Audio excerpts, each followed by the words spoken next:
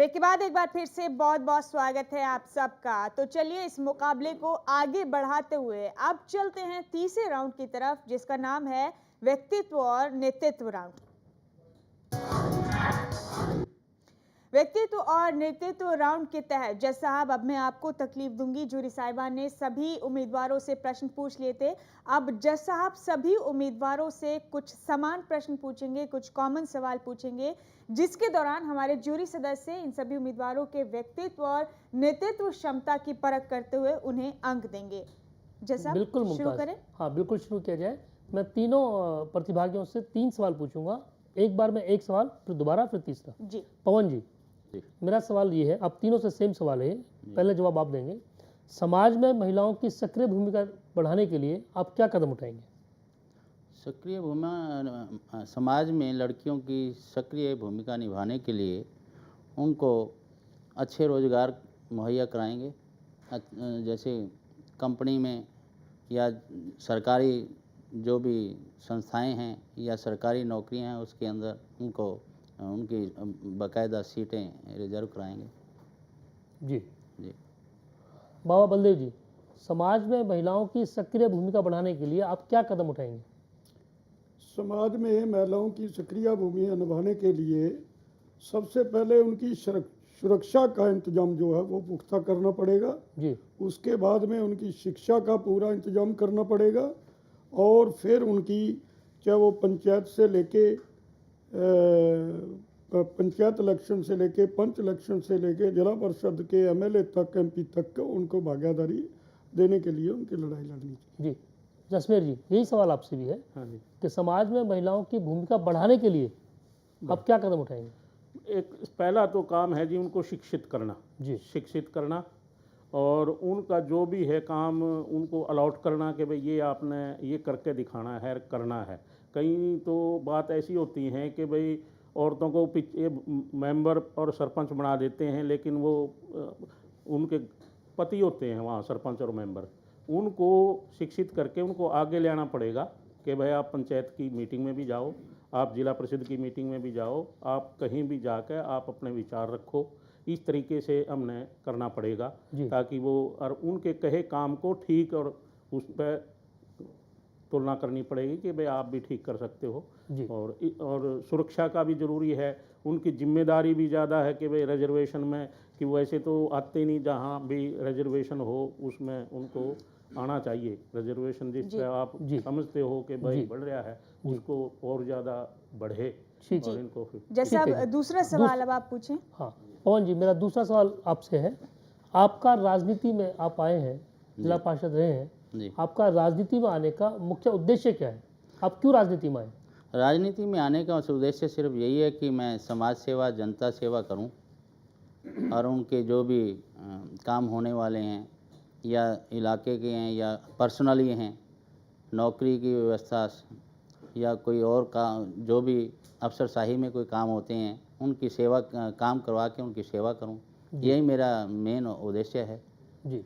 हाँ जी। बाबा बलदेव सिंह जी, आप विधायक का चुनाव लड़ चुके हैं, सक्रिय राजनीति में हैं, आपका राजनीति में आने का मकसद क्या था? आप क्यों राजनीति में आए? जज साहब, मैं कंटिन्यू 3 प्लान सरपंच भी रहा हूँ, चेयरमैन भी रहा हूँ, नंबरदार भी हूँ, और मैंने गरीब और शरीफ लोगों की आज तक सेवा की है। और मैंने पहले कह चुका हूँ कि आदमी को जीने के लिए 100 साल की उम्र नहीं चाहिए।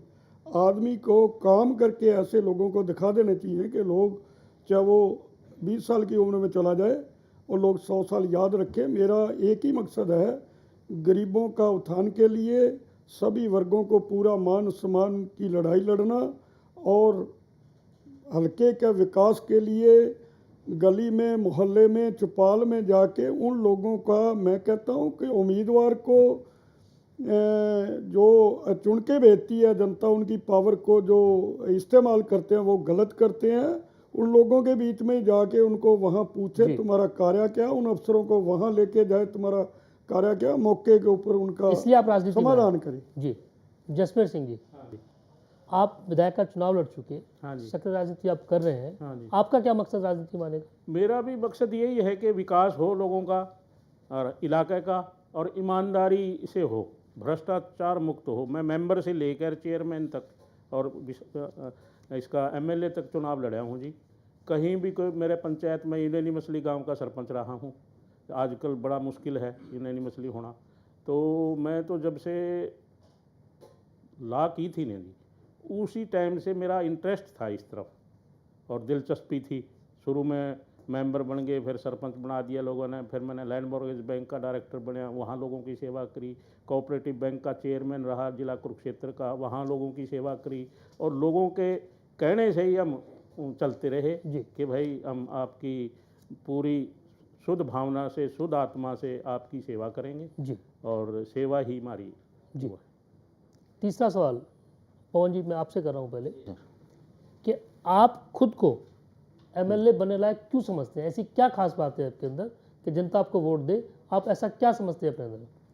ये तो सबकी इच्छा होती है कि एमएलए का इलेक्शन लड़ें और इलेक्शन लड़ के जीत के, या जो भी है हमारे हलके की जो जनता है उनके जितना भी जो उनका काम हो, उनकी समस्याएं हैं, उनको पूरा किया जाए ताकि लोगों के अंदर अपना रुतबा बढ़े और समाज जो है अच्छा समझे कि ये आदमी अच्छा है, इस लायक है, तो इसको चुनाव लड़ाया जाए। किसी तरह की कोई भी एरिया में, हलके में किसी तरह की कोई गलत काम होते हैं या किसी तरह का कोई गुंडागर्दी करता है कोई, उसको भी समझाया जाए और उसको सही लाइन पे लाने के लिए उसको समझाया जाए ताकि हमारा इस कार्यक्रम में इस ज़्यादा से ज़्यादा ये काम करके सुलझा के सारी समस्याओं को अपना नाम कमाया जाए। जी। बाबा बलदेव जी, हाँ जी, आप खुद को क्यों समझते हैं कि जनता आपको वोट दे और आप एमएलए बने? क्या गुण है आपके अंदर, क्या खासियत है ऐसी?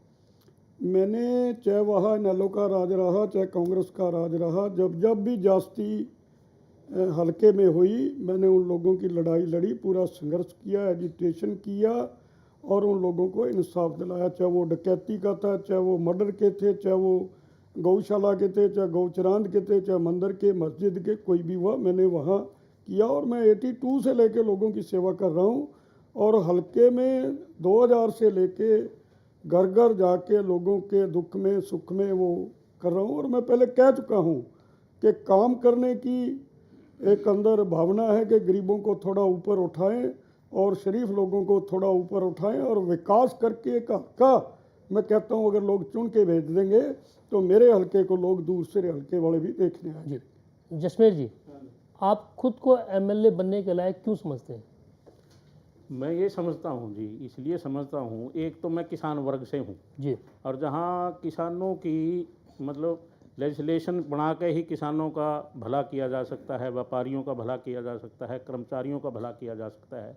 जब पहले क्वेश्चन आया था कि भाई किसानों को इनकी जो मूल्य है ना, लागत मूल्य से भी कम मिलता है। आज मैं खुद खेती करता हूँ, मैंने खुद 70 फुट नीचे टुओं पे जाकर अपनी मोटर की हवा निकाली हुई है। मुझे पता है कितनी दिक्कत से खेत में पैदा करते हैं लोग। उनकी रिपोर्ट 2007 में स्वामीनाथन रिपोर्ट आई थी कि भाई कैसे इनका लाभप्रद मूल्य दिया जाए, लेकिन उन्हें स्वामीनाथन ने रिपोर्ट दी है कि भाई जितनी लागत आती वो है किसान की, ठीक है, आपको क्यों आपने लायक कि भाई समझते हैं? ये लागू करवाएं हम, और ये लागू करवाएं जी। जी, हाँ, और ये जो भ्रष्ट लोग बैठे हैं ना जी, ऐसे लो कैलिबर के आदमी जो मतलब एक ट्रांसफ़र के भी पैसे लेते हैं, वो लोग वहाँ बैठे हैं असेंबली में। और हम जो साफ छवि के लोग हैं, हम ये करप्शन को, भ्रष्टाचार और करप्शन को मैं चाहता हूँ। मैं चौधरी बंसीलाल का चेला रहा हूँ जी, और हमने देखा है जितने दिन चौधरी साहब का रहा, लोग छिप के रिश्वत को, तो इसलिए आप समझते हैं कि जनता आपको चुने? हाँ जी, मैं भ्रष्टाचार और लोगों की समस्याएं हैं ना, जो बिजली की, पानी की, अस्पताल की, स्कूल की, ये सारी समस्याएं टॉप क्लास करके दूंगा, लोगों को रोजगार तो ये था दिलवाऊंगा। तीसरा राउंड, व्यक्तित्व और नेतृत्व राउंड, जिसके तहत हमारे जज साहब ने सवाल पूछे इन सभी उम्मीदवारों से और हमारी जूरी ने लगातार परखा इन सभी उम्मीदवारों को। तो इसी के साथ पेहवा हलके का जूरी राउंड अपने अंजाम तक पहुंचता है। जाहिर सी बात है, हर प्रतियोगिता के बाद, हर मुकाबले के बाद सभी को इंतजार होता है नतीजों का और ये नाम जानने का कि आखिरकार कौन है विजेता और कौन है उपविजेता। बताएंगे आपको पेहवा हलके का कौन है सबसे बेहतरीन उम्मीदवार, लेकिन उसके लिए रुकना पड़ेगा एक छोटे से ब्रेक के लिए। बस थोड़ा सा इंतजार, जल्द वापसी होगी।